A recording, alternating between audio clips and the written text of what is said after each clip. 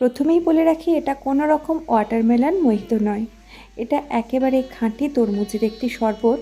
আর এতটাই মুখরোচক হয় খেতে যে যেটা খেলে আপনার শরীর আর মন দুটোই তরতাজা হয়ে উঠবে।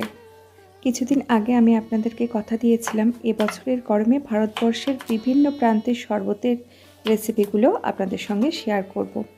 সেই হিসাবে এটা আমার তৃতীয় এপিসোড শরবতের। তো প্রথমেই তরমুজটাকে একটু ছোট ছোট করে কেটে নিচ্ছি। আমি ছুরির সাহায্যে করছি, আপনাদের সুবিধা হলে কোনো চামচের সাহায্যেও করে নিতে পারেন।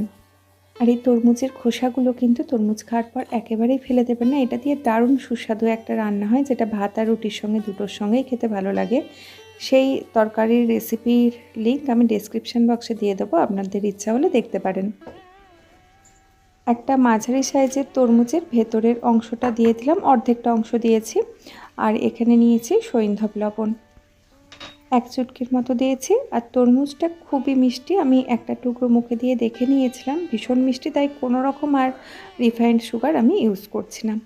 এর মধ্যে একটা ছোট পাতিলেবুর পুরো রসটা দিচ্ছি। যদি মাঝারি সাইজের পাতিলেবু হয় তাহলে অর্ধেকটা বা তার একটু বেশি দিলেই হবে। এটা ছোট পাতিলেবু ছিল বলে আমি পুরো রসটা দিলাম।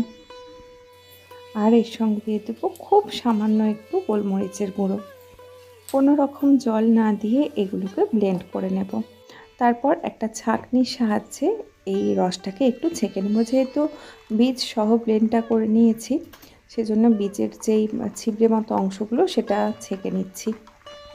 এই শরবতটা করার সময় বীজ ছাড়িয়ে ব্লেন্ড করার কোনো দরকার নেই, কারণ তরমুজের বীজ কিন্তু খুব পুষ্টিগুণ সম্পন্ন। যখন তরমুজের বীজ সহ এরকম ব্লেন্ড করে নেওয়া হবে, তখন শরবতটার মধ্যে তরমুজের বীজের পুষ্টিগুণটাও চলে আসবে। এবার শরবতটার মধ্যে এমন দুটো উপকরণ যোগ করব যেটা শরীরের জন্য খুবই উপকারী এবং এই গরমে শরীরকে ভেতর থেকে ঠান্ডা রাখতে সাহায্য করবে। তো প্রথমে নিয়ে নিলাম গন্ধ কাতিলা, কিছুক্ষণ জলে ভিজিয়ে রাখলে এরকম ফুলে উঠবে। আর নিয়ে নিচ্ছি চিয়া সিড, এটাও ঘন্টা 3-4 মতো জলে ভিজিয়ে রেখেছিলাম। এবারে শেষকালে দিয়ে দিচ্ছি কয়েকটা বরফ কুচি।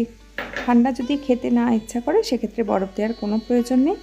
এবারে তরমুজের যে রসটা বার করে রেখেছিলাম সেটা দিয়ে দিচ্ছি। এটা দেওয়ার পর সব কিছু একবার ভালো করে মিশিয়ে নিচ্ছি। ব্যাস রেডি আমাদের তরমুজের মুখরোচক হেলদি শরবত। দেখা হবে পরের দিন আবার অন্য কোনো ভিডিওতে। ততক্ষণ সবাই সুস্থ থাকুন, ভালো থাকুন, সঙ্গে থাকুন।